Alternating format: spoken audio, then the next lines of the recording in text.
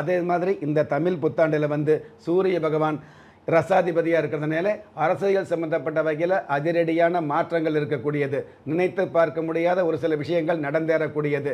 குறிப்பாக தமிழ் புத்தாண்டை பொறுத்தளவுக்கு தமிழ் புத்தாண்டினுடைய உதய நாளிகை வினாளிகை அமைப்பில் வந்து 3 கிரகங்கள் ஒன்று சேர்ந்திருக்கிறதுனால, அதாவது மீனம் ராசியில் ரிஷப லக்கணத்தில் உதயமாகக்கூடிய இந்த தமிழ் புத்தாண்டு, அதே மாதிரி கும்ப ராசியில் உதயமாகக்கூடிய இந்த தமிழ் புத்தாண்டில் வந்து கும்ப ராசிக்கு 2ஆம் இடமாக இருக்கக்கூடிய அந்த மீனம் ராசியில் புதன் பகவானும் செவ்வாய் பகவானும் சனி பகவானும் சேர்ந்து இருக்கிறதுனால, பொதுவாகவே செவ்வாய் பகவான் சனி பகவான் சேர்ந்து ஒரு இடத்த பார்த்துன்னு வைங்களே, அது மிகப்பெரிய தீது அப்படிங்கிறது சாஸ்திர விதி.